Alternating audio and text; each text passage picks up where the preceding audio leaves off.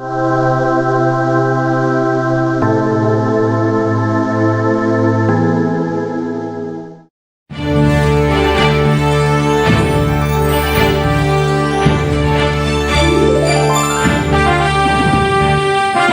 public administration. Today we are going to discuss on dynamics of public administration. This topic is for BA second semester students and MA for second semester course 2 students, and this is for the Department of Public Administration. Dear students, you must be knowing the importance of dynamics of public administration in the discipline of public administration, because as we study the different institutions, their emergence and their contribution and transformation, we need to understand the concept of development and also development administration. Especially in the post Second World War scenario, where the developing countries were emerging, there was a need to understand the challenges that were faced by the developing countries, such as poverty, inequality, nation building, etc. So, in this context, development administration assumes a great importance in the changing scenario of public administration. Basically, administration was considered, traditional public administration was considered just the maintenance of law and order and collection of the taxes. But later on, the role has changed and it has concentrated and has become instrument for the development of the nations. So, in this context, today we are having discussion on dynamics of public administration, and we have with us two eminent social scientists and senior professors with us to discuss about this topic. So, prior to the introduction of our experts and also our topic in depth, let me give little information about the admissions of Dr. B.R. Ambedkar Open University. Dear students, probably you must be knowing that Dr. B.R. Ambedkar Open University is India's first open university, and now we have opened the admissions. You may be a working professional, or you may be a homemaker, or you may be a business person who doesn't have time to attend the classes conventionally. So, here is an opportunity for you to study at Dr. B.R. Ambedkar Open University. You may take admission either in the undergraduate programs such as BA, BCom, BSc, or postgraduate programs like MA, MCom, MSc. We do have the professional courses like BLIC and MLIC, and I am very happy to share that recently we have received approvals for the new programs. As you all know, we need UGC approval for the delivery of the programs at any university. Recently, we have received approval for the new programs such as MSW, MA Education, MA School Administration, MSc Geography. So, these are the programs which are really useful for the students to enhance their knowledge and skills to get jobs at different levels. Apart from these programs, Ambedkar Open University has been transforming in delivering its programs, including while giving the academic inputs to the students. We are also concentrating on the skill development and vocational training of the students. So, in this context, Dr. B.R. Ambedkar Open University is offering few very useful and very helpful programs for the students who really want to get into the employment. Like we have Tata TCS ION program, wherein it is called as Job Achievers program. This program is currently we are enrolling the students from the second year also. Generally the first year students are eligible, but we are giving an opportunity for the second year students also to join in this program. Now this program is spread across the 3 semesters, wherein you get enough opportunities to get ready for the market. That is, you can directly from the university life, you can enter into the corporate life. See, as we all know, once when we complete our education or graduation from any university, generally we lack skills that is suitable to our market needs. But Tata TCS Job Achievers program will help you to prepare yourself with enough digital skills, communication skills and conflict management technical skills and all such kind of skills which are required for any corporate organization, and the placement is given by the Tata TCS, which has collaboration with 3000 partners across the Telangana. And for the women learners, you have a very exciting program at Dr.B. Ambedkar Open University. Imagine you are a person who are doing a small business. Any women who is below 30 years can apply for V-Enable program, which we are offering in collaboration with VHub, which is a part of Government of Telangana. Here, a women learner either from BA, BCom or BSc can join this V-Enable program and get the entrepreneur skills and can enhance their other skills and develop their businesses, and complete knowledge will be provided with the industry mentoring. Apart from Tata TCS program and V-Enable program, we have RASI, that is the Retailers Association Skill Council of India, and the program is called stipend based education is given, where once you enter into graduation of Dr. B.R. Ambedkar Open University, at the same time you can earn not only income but also experience at different outlets being provided by in association with RASI, which will help you to enhance your skills once you complete your education from the university. Then Swami Ramanand Tirtha Institute is providing free vocational training programs to our students. Our students can enroll in any of the programs like computer skills, and we have solar technician, we have electrical and electronics repair, where and even the women learners, they can join the Zardozi work, tailoring, advanced tailoring work. All these programs are offered by Dr. B.R. Ambedkar Open University to our students. So we request all our students who are currently enrolled with us to utilize this opportunity in any of these programs. The application is given on our website, that is www.braou.ac.in, www.online.braou.ac.in. So this opportunity is for the existing students and also for the new students who are going to apply as freshers for 2026 and 27. So last date for the application for the new applicants for the UG and PG courses is September 9, 2026. So hurry up, because the date is very near and you have to utilize this wonderful opportunity given by the university. So with this brief introduction about the educational opportunities at Dr. B.R. Ambedkar Open University and also the skill programs, now I have the honor of introducing our experts who are with us today. So now foremostly I would like to introduce Professor C. Venkataiah sir, who is associated with Dr. B.R. Ambedkar Open University right from its inception. Sir has served as Head Department of Public Administration and also Registrar of Dr. B.R. Ambedkar Open University for a very long time. Sir has a very rich experience not only in the teaching but in administration and research as well. Currently, Sir is also looking after the research center where Sir is the research coordinator. Sir has got experience in not only the academics but also Sir has been counseling the students in all the aspects apart from the academics. And Sir has several publications to his credit in the form of articles, books, and Sir has been actively participating in all the academic programs of the university. So we welcome you, sir. Thank you. Thank you for your presence today. Now I have the honor of introducing Professor Sudarshanam sir, who is a very senior professor from Hyderabad Central University, where Sir has served as a professor in the Department of Political Science, and also Sir is associated with Dr. B.R. Ambedkar Open University Department of Public Administration right from its inception. Sir is associated as a writer, editor and expert for the various programs which are organized at Dr. B.R. Ambedkar Open University.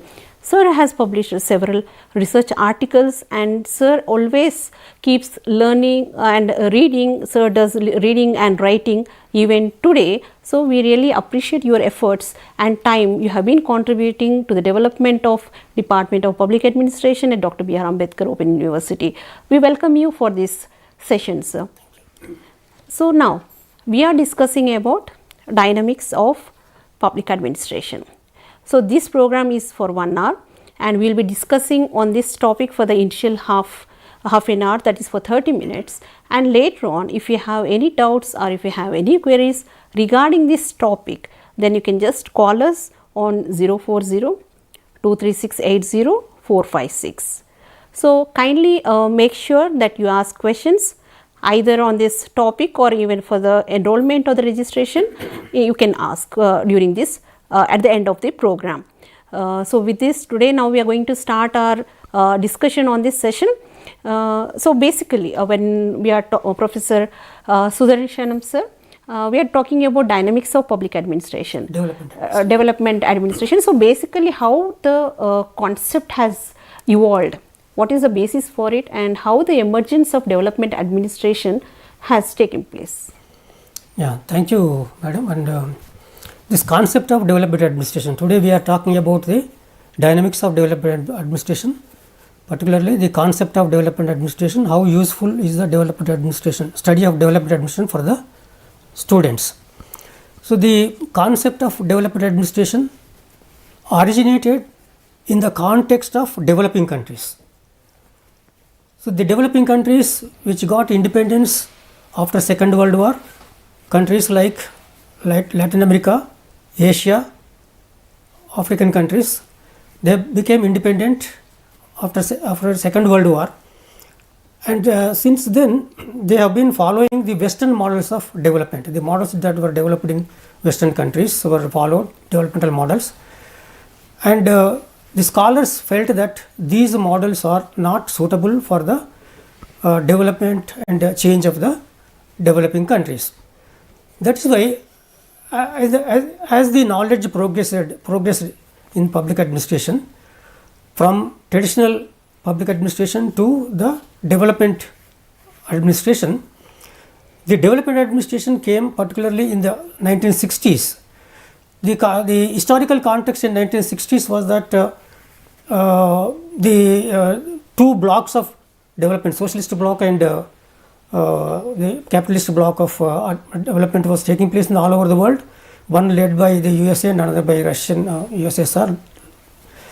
So, the development administration, the scholars from the developed countries like America came to developing countries and try to understand the development process and the limitations of the development in the developing countries and build certain models of development which are useful for the developing countries. So, their interest is that to see that the developing countries do not go to the fold of socialist path of development. They should have a path of development which is like the development in the Western world. That is one context where in the global level how the idea of development administration has emerged.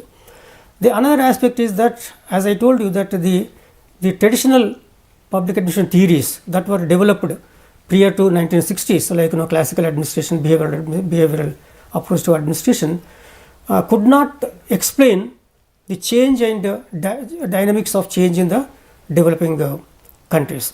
Also, by the time 1960s, the developing countries have realized that the model of developed countries, the industrial world, will not be suitable for the development of the developing countries.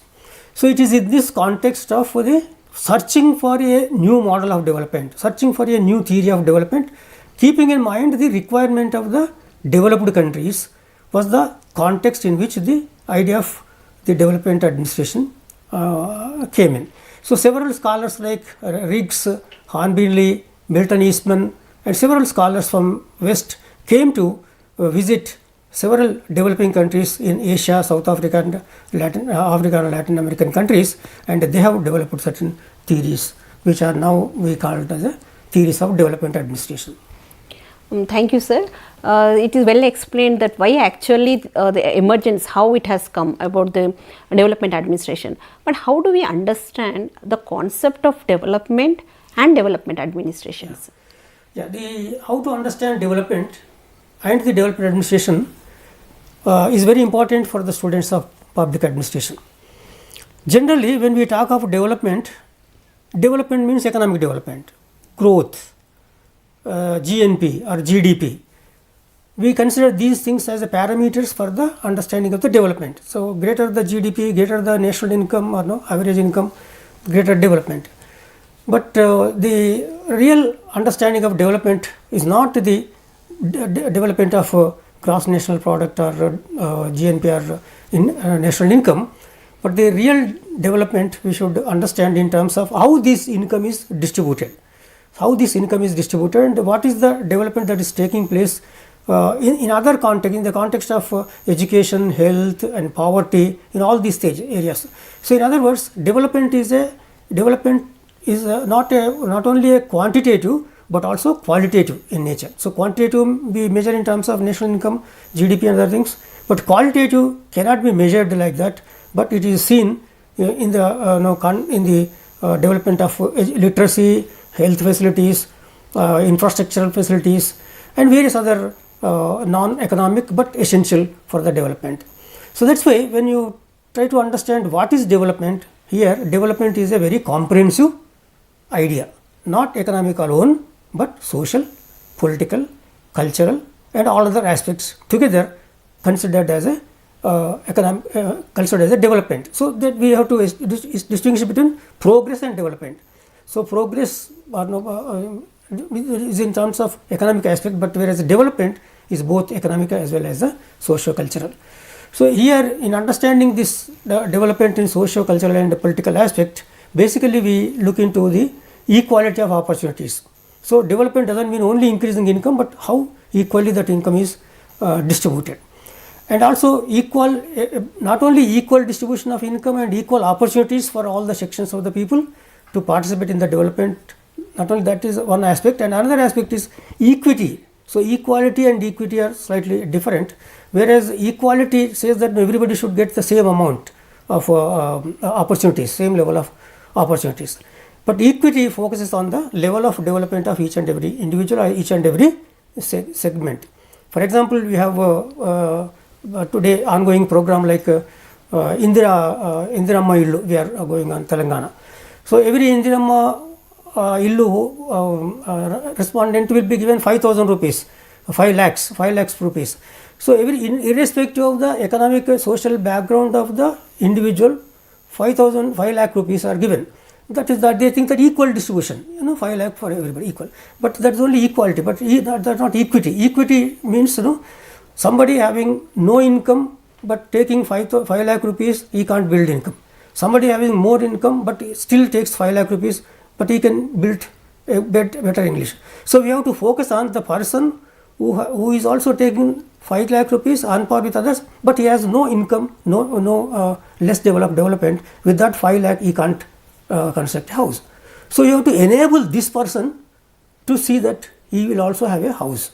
So, that is where the equity comes. So, we have to so these are the various aspects where you have to when consider the development means it is equity, equality, equal opportunities and the social, economic, political and cultural aspect apart from the economic aspects of the development. So, when coming to the development administration, so development administration is basically studies this development and how to implement the programs considered for the development of the various sections of the community. So, development administration focuses on administration of the developmental programs, administration of the development. So, administration of the programs that are meant for the social development, economic development, political development and all these aspects. So, development administration will focus more on the development and how to understand the development and its implementation of the development aspects. So, yeah, thank you sir. Very beautifully said that development is just not in the numbers, but it is in the expansion of the opportunities, expansion of the freedom, that is the increase in the freedom of the human beings. It is not just about income, but much more than the income. It is very beautifully said, and yes, development administration is nothing but administration of all these developmental activities which takes place in any nation for the development of the of its people in holistic development, that is it could be socially, economically, politically as well. So, thank you sir.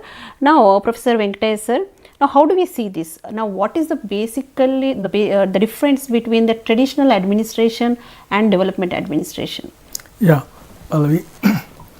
Basically, the basic difference between these two, that is the traditional administration and development administration, is that the traditional administration focuses on maintenance of law and order and revenue collection.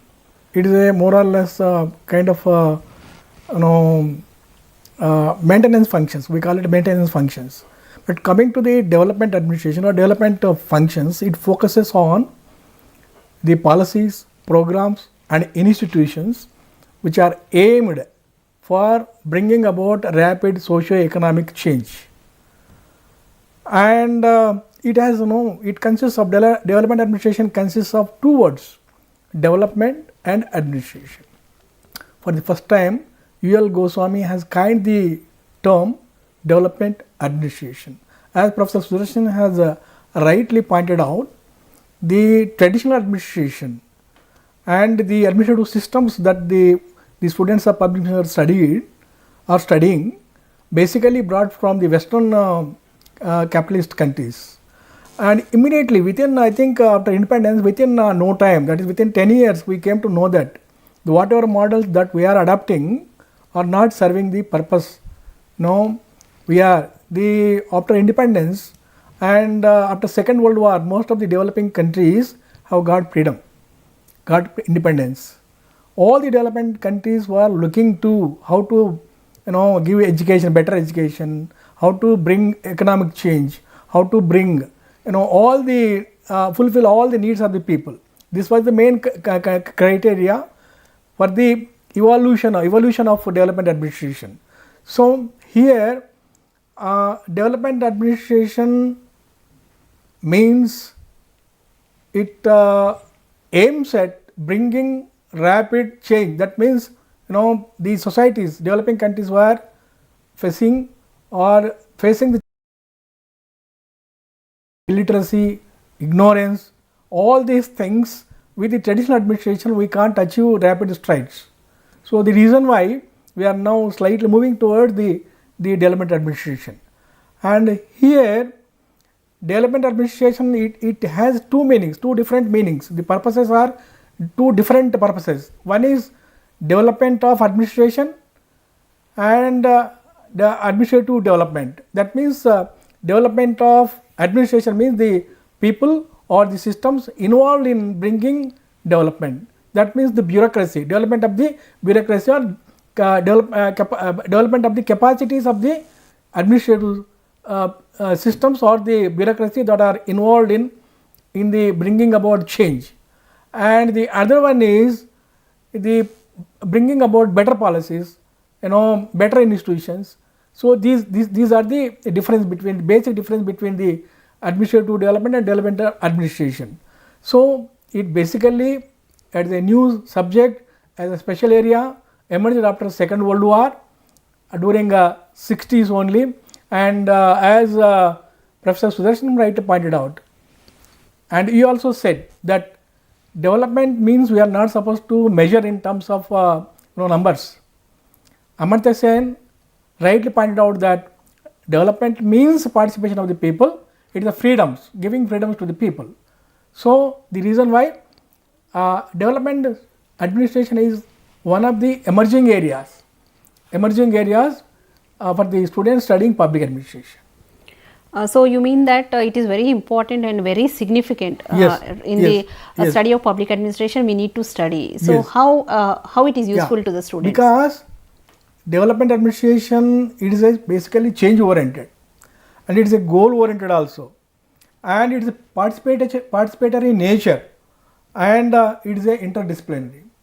If you take these things into consideration, it is a change oriented, because we are expecting that in the matrix of development scale, where you put the people, there may be people with different socio-economic backgrounds.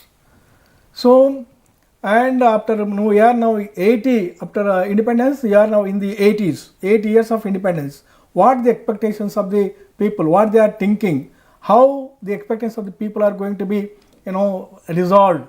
This is one area. So that depends upon the change the kind of desired change. Basically, development means bringing about a desired change. Desired change means, people thinking of more wants or more things from the government. So with less developed desires to more desired, more wants. That is a kind of it is a change oriented aspect. And coming to the goal oriented, ultimately the development administration is it has certain fixed goals, fixed norms. It is supposed to achieve in a stipulated or specific time frame. Otherwise, all the efforts will be in vain. And that is it is a participatory nature, means why all the development models have failed, because lack of participation. So it focuses on people's participation in the developmental areas. That means the people, the beneficiaries who are the beneficiaries of various developmental programs, unless and until they participate. Participation means in the decision making, participation means in sharing benefits, participation means in evaluation of the programs, and participation means in getting the benefits. This is the broader terms. So the development administration focuses on these things, and it is interdisciplinary in nature, because development administration takes the help from the sociology, economics, and political science. So and various dimensions, from various dimensions it studies the problems of the people and puts efforts for the quicker development of the people. So it is the change oriented, goal oriented. It has a purpose of making the people actively involved in the developmental process, and also it is interdisciplinary in nature, because it wherever necessary, it is not just regulator kind of thing. It is also takes clues, takes the other measures from the economics, sociology, political science, psychology, the things that are needed, desirable for bringing quicker development of the people. It uses all things. Yes, sir. Yeah, thank you, sir. Thank you for explaining very elaborately on the characteristics of development administration and how it is useful for our students and why should they study development administration. Now, Professor Sudarshan sir, could you please throw some light on the goals of development administration? See, development administration, when the subject came into existence, it has certain goals. Milton Eastman, one of the eminent experts on development administration, he identified two major goals, which include several sub aspects also, but the two major goals are nation building and socio-economic progress. So any development in any country has to fulfill these two objectives, two goals, that is nation building and socio-economic progress. What is nation building? Nation building means bringing different political, social, cultural segments of the society in a particular geographical area together and building an integrated nation. So that means within the nation you have different caste groups, community groups, political groups, cultural groups. So nation building is an attempt to bring all these people together to have an idea of a nation, and they should feel that they belong to a particular nation, like Indian nation or any other nation. So this is important goal of development administration, how to build a nation. Secondly, socio-economic progress. So ultimately the development administration has to contribute to the socio-economic progress of the country, society. So socio-economic progress is a very broad term which includes the education development, health development, employment development, infrastructure development, and also bringing democratic values, scientific values among the people, and values of equality, values of dignity, and effectiveness of administration. So socio-economic progress also depends on how effective is the administrative system. So administrative system efficiency has to be increased so that they also contribute to the development. So these are the two broad but many sub goals of the goal development when you talk about the development administration. Yeah. Yes, sir. Thank you. As you said that the primary goal of the development administration is the building, the integration, the building of the nation building. But how do we achieve this? So, what are the instruments of development administration? Yeah, in this context also, Eastman has identified, Milton Eastman has identified 4 important instruments of development which can be utilized for the building, nation building and socio-economic progress of the country. First and foremost is political parties and political organizations. So, for any country, in a democratic society, any country, political parties and political organizations are very important, very crucial for the development, because political parties which frame the policies, which are responsible for the development, which move very closely with the people, understand the problems of the people, and they will work as one of the important instrument of development, because when they come to power, they formulate policies, they bring changes. When they are in opposition also, they go to people and bring out what are the requirements of the people and to the notice of the government. Second is the administrative system is also another important instrument of development. Administrative system means the bureaucracy, the various levels of administration, from central government, state government to the local government administration. Actually, they are the important agencies of development. Whatever the policies, the goals decided by the political system, they will carry forward and implement at the grassroots level, at the field level. So, unless the administrative system, that is the bureaucracy, is efficient, the development cannot be achieved, the goals of development cannot be achieved. So, that is why administrative system is an important instrument. Thirdly, the mass media. Mass media means the electronic media, print media, and the new social media now emerging in different forms. All these media, mass media, is essential for bringing socio-economic development and change in the society. This is a major instrument for development, because they work with the people, they know the pulse of the people, what are the requirements of the people, and they can project these requirements, put these requirements before the policy maker. So, they mediate between the government and the people. They understand the problems of the people and also report to the higher levels of administration and political system. So, that is why mass media is important, identified as important instrument of development. And lastly, the civil society and voluntary organizations is also one of the important instruments of development. Civil society organizations like various NGOs, various village level organizations, various groups, whether the religious groups, caste groups, various groups are operating at the village level and in cities also. They mobilize people for various requirements of the people. So, what is the requirement of people? What are the activities to be done by the government? So, they also mediate between the government and the people. So, hence the Eastman said that by effectively utilizing these 4 instruments, it is possible to bring development. So, the development administration also should study the role of all these instruments and help the development process. So, yes, sir. As rightly said, that political parties and the bureaucracy, that is administrative systems, and the mass media and also the civil society, they all need to work hand in hand for the development administration, and definitely they are the perfect instruments of development administration. Thank you, sir, for the explanation. Now, Professor Venkataiah, sir, could you please throw some light on the types of development administration? Types, so means already just now discussed. There are 2, I think, basic types of development administration, that is development of administration and administrative development.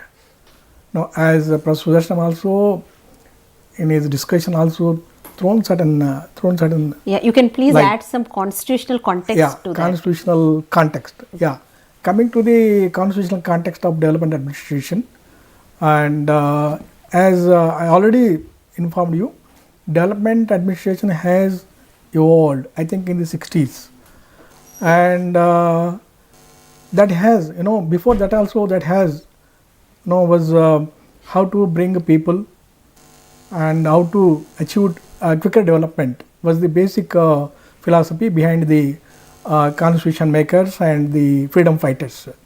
So, the reason why when we go to the constitutional context or discuss about the constitutional context of development administration, where we can draw inferences how that has become a basic motivating factor for the planners or for the all the things in the context of in the context, the spirit of development administration can be drawn from the preamble of the constitution, where the Jawaharlal Nehru in 1946 has moved one objective resolution, and that has can be described as the, I think, foundation, basic foundation for the inclusion of the or drawing or inserting the preamble in the first part of the constitution, where it says that we the people of India, having solemnly resolved to constitute India into a sovereign, socialist, secular, democratic republic. If you take into account the preamble, basic preamble, it has behind it basic broad philosophy, where what the government supposed to do for the people can be seen from these things, that is sovereign. Basically India is supposed to be a sovereign country. The moment a country is sovereign, can only take up various developmental activities. The moment there is a threat from other neighboring countries or from other countries in the world, that it can't do anything. So basically it speaks that one country must have the sovereign power, where they can draw its own plans, where they can also bring out its own socio-economic change, where it can also implement its own policies, programs for the good of the people. That is one thing. Coming to the socialist pattern, as Professor Sudarshanam has rightly pointed out in the beginning, that after independence, the developing countries were looking towards two blocks. One is the capitalist bloc and another one is the socialist bloc, where which model will be best suitable model for these developing countries. So we have struggled. In the middle, we have adopted the Western models, where and the Western model that we have adopted and studied, and we come to know that they are not approving a better model for the countries like India, where they have promised many things after independence. We want to achieve, or we are going to give this thing, because we have adopted socialistic pattern of society and have inserted welfare pattern of society in the constitution. When we are saying, yeah, just a second, sir. Hello. Hello. Yeah, hello. Yes, please. May I know who is speaking? My name is Krishna, madam. I'm calling from Hyderabad. Yes, please. May I know what is your question? Yeah, my question is that what is the impact of LPG, liberalization, privatization and globalization, on the role of state in public administration? Yes. So is it weakened or strengthened? Could you please throw light on this subject, sure. madam? Sure, Krishna Garu. As soon as we complete the theoretical aspect, we are coming to the impact of the globalization and LPG on the development administration and the state. So definitely we will answer to your query. Thank you. Thank you. Yeah. So once we complete this aspect, Okay, then we can okay, just address okay. to that question. impact of globalization. Okay. Yeah. Okay. Yeah. So we were talking about the constitutional we context. are talking about the constitutional context, where we have discussed the sovereign country, the need for the sovereign country nation, and the socialist pattern of society. Based on that, the Indian planners have adopted socialist pattern of society, where we have nationalized all the banks, and we have if you take the second industrial policy resolution, where all the important industries were brought under the control of the government, and called while describing this situation, Jawaharlal Nehru pointed out that the bringing the major industries under the fold of the government was commanding heights of the economy. They are supposed to command the economy, the kind of development that we are desiring for the welfare of the well-being of the people. So there it speaks about the commanding heights of the people. That means the industrial sector when we have brought under the control of the government. So now the situation is altogether changed. Now almost all the major industries were privatized. So this is a different thing. And coming to the democratic, ours is a democratic, largest democracy in the country. So taking into consideration these things, now if we say that development administration is supposed to focus on these aspects, these elements, and the planners or the government is supposed to mold the administrative system in such a way that they are going to fulfill the desires of the people. That is one area. And if you take other the constitutional context, when we are discussing the constitutional context of the development administration, there we need to discuss the preamble of the constitution and the fundamental rights. See, in the article 12 to 35 we have written fundamental basic rights of the people, because those are the basic rights given to the people for their enjoyment, for their development, for their betterment. And coming to the directive principles of state policy, it is the policy, it is the principles given to the government. The basic difference between the fundamental rights and the directive principles are, the fundamental rights are the rights given to the people for their own development, betterment. And coming to the direct principles of state policy, they are the principles given to the state or the government for the welfare and well-being of the people. That is one area. And coming to the federal and the decentralized government is another aspect of when we are discussing about the constitutional context of development administration, that the federal state, we are calling our country as the federal country or federal state, where the powers between the central and state governments are divided, and there are different lists, central list, state list and concurrent list, where the what kind of functions the central government is supposed to do and supposed to perform for the people, and what the state government is supposed to focus on. And there are again the concurrent list, where both the central and state governments can share the situation, depends upon the situation also. And coming to other things, we have local bodies. Local bodies means basic, it is institutions where people can directly involve in the developmental processes, because it is a democratic institutions where the basic development of the country depends upon the democracy. Democracy means not rests in the central government. It is supposed to be nearer to the people. The local government means which is nearer to the people and enables people to participate actively and decides their own well-being and draws developmental activities accordingly for their own development. So in these context, in these 4 or 5 areas, the administrative systems or the bureaucracy or the administrators are supposed to move. The administrative system is not supposed to be change resistance. They are the propellers of the development. They are supposed to help the people, bring the desired change for the well-being of the people. That what the development administration thinks about. Yes, sir. Thank you, sir. Thank you, Professor Venkataiah, sir. You have given a very good depth explanation about the constitutional context of development administration. Professor Sudarshanam, sir, could you please throw light on the models of the development administration? Models of development administration is a very broad aspect, but within the models of development administration, we have different thinkers who have developed different models of development administration. Let me talk about the Riggs, who has developed certain models of development administration. F.W. Riggs is an important scholar, author in the field of comparative public administration as well as development administration.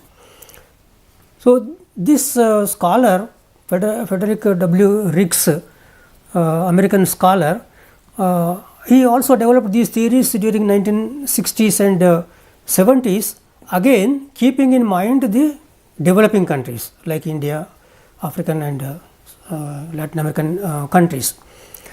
So in what Riggs thought was that public administration cannot understand you can't understand public administration without understanding the socio-economic context of the society. For example, if you want to understand Indian administrative system, you can't understand Indian administrative system taking the experience of America or Britain countries. You have to study your own system and understand the role of administration in this context. That's why he has created a concept called ecology of public administration. Ecology of public administration. So, the surroundings you have to understand the social, political, economic, historical surroundings of administrative system in order to find out what are the loopholes or what are the positive aspect of the administrative system. Yeah, just a second, sir. Hello. Hello, madam. Good afternoon, ma'am. Good afternoon. My question is like when we are spending 1 rupee, only 85% is going through bureaucratic crafts and 15 paisa is going to the people. Then what is the point in discussing about development administration? And also, I would like to ask the other question like what about the public sector units and their disinvestment and everything, ma'am? Please elaborate on this. Yeah, okay. Thank you. May I know your name, please? Sairam. Sairam from Khammam. Khammam. Yeah, okay. Yeah, so he's saying that when there is a lot of interference of bureaucracy and the money which should reach the people, the funds and the grants, when they are not able to do that, then what is the use of talking of the development administration? That is the first question. And the second question is about the public sector's disinvestment and all. So, could you please throw light on it? Public sector disinvestment is, I think Sudarshanam will speak, and that the earlier question also I will combine it. And coming to the relevance of discussing development administration in the context of the nature of bureaucracy means okay, whether the context is not conducive or not. The conduciveness of a system or the effective functioning of any system for that matter is concerned depends upon people like you and me, as just now the person has asked that question, because any system, if at all it wants to be or we make it want to work or function effectively, it depends upon the active involvement of the people. The moment the people start questioning, I think you take, there are many RTI, examples before us. There is a scope of RTI as well. Yeah, there are many examples before us. You can take the example of this Cockroach Janata Party, how it has emerged and how it has succeeded. That is one best example where you can also make bureaucracy to you can also bend its things and you can also get your things done. That is one area. And coming to this money spending is okay. Yes, it is also well-known fact that once upon a time Rajiv Gandhi has said that when the government at the central level is planning for a rupee of developmental activities, the moment it is coming to the ground, it is only some 25 paisa or so.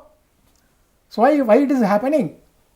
All these things are happening because inactiveness on the part of the people. And also in the development administration, we also discuss about the process of development. We also discuss about the corruption in the mismanagement of the funds in the development. So thereby we also discuss about the reforms that are to be brought in development in administration. So all these are part of the study of development administration. Definitely after studying this development course, we will be able to find some solutions to the society, problems of the society, including corruption and mismanagement also. So in continuation of this, sir, we will take the question of the earlier student also, that he was asking about the impact of the LPG. LPG also, liberalization, globalization has brought in the role of privatization in the economy. So earlier it was a welfare state, basically the 1950s and 60s, taking into account the Indian society, we were welfare state. But later on slowly in welfare state has moved towards the 1990s onwards, we are talking about globalization. So what globalization brought into the development is that more and more involvement of private sector, and the sectors that were earlier considered by the government as important are now being handed over to private sector. So, when private sector is taking all the resources and all the implementation, then what is the role of public administration? That is what I think he wants. So, what I think is that public administration will not lose its importance because of globalization, because of privatization, because public administration basically studies the institutions of public importance, public organizations like government institutions, also the private institutions which are under the overall control of the government institutions. Say public policy, the public, even private institutions are also governed by the public policy framed by the government. So, that is why the importance of public administration will not come down because of globalization, because of privatization, because governments will always have their own role to play, either in regulation or facilitating the development process. And you and I were also given impression that LPG, that is liberalization, privatization, globalization. I think liberalization, when we are discussing, liberalization means it gives freedoms to the individual entrepreneurs, where they can venture into economy. They can also develop their own, and they can also create jobs for others. That is one thing, basic element of liberalization. And coming to the privatization, in addition to the government institutions, the private players can also involve in the, because if you take into consideration the developmental activities, the government only cannot do all these things. So, in addition to, and it was thought that the private agencies can also work side by side and contribute for the quicker development of the society. That is one area.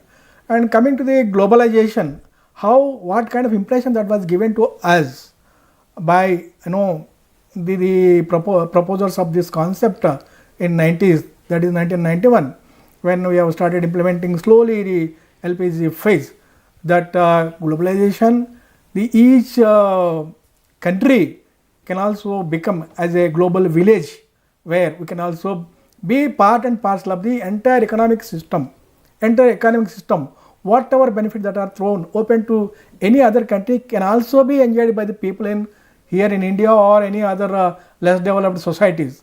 So, how this process, how this has emerged, how this has becoming or turning against the basic concept. We will be watching how Trump is doing, and with this globalization, global village, many people have started going to many other countries. But what is happening there again? Yes, sir. So, yeah. Hello. Hello, good evening, madam. Yeah, good evening. May I know who is speaking? Madam, I am Kumar from Warangal, madam. Yes, please. What is your question? Madam, one question, madam. What is the difference between traditional and modern method of development, madam? Yeah, okay. So, actually it has been earlier discussed also about the difference. So, sir, just giving answer to that student, and you can just add very briefly about the contribution of the different thinkers also, because we are about to close the program. You can just briefly mention, sir. Yeah, let me complete this Rick's contribution. Yeah. Maybe we don't have time. So, we have just another 2 to 3 minutes, sir. You very briefly you explain. Yeah. Rick's has built a model of development where he says that all societies are moving from fused model to diffracted model. He says all societies can be divided into fused, prismatic and diffracted. So, fused models are the old traditional societies, prismatic are the societies which are changing, and diffracted are the societies which are advanced like America. So, he focused more on prismatic model, that is prismatic model is a changing model. We can explain, but there is no time to explain what is prismatic model. But the character of prismatic model is that it is a combination of traditional society as well as the modern society. Traditional societies are ruled by kings, modern societies are democratic societies. Traditional societies are having agriculture as a base, modern societies are industrial societies. So, prismatic society is in between the tradition and the modernity, a combination of these two. So, when you combine tradition and modernity, like a person having traditional values as well as modern workplace. So, this he says creates a different kind of behavioral structure in the society, that he calls it as heterogeneity, formalism and overlapping. So, the prismatic society has features like heterogeneity, formalism and overlapping. Heterogeneity means existence of the modern and tradition side by side. You have the modern education, at the same time you have traditional education like Gurukula system. You have the modern hospitals, at the same time you have traditional hospital, traditional treatment like mantra, tantra, all these things. How these two different things? Formalism means we have something, rule says something and we don't implement the rule. It's not a formality. He says constitution is a formality. Rules and regulations are a formality. So like that he describes the present society as a changing society which has the both advanced countries features as well as the backward countries features. Yes, sir. So could you briefly explain about Widner, sir, contribution of Widner, Professor Venkataiah, sir? Contribution of readers, I think. We actually we do not have much time. Just throw light on Hornby and Widner. Yes, sir. Hornby. So Hornby also an important thinker in the development administration. Yeah.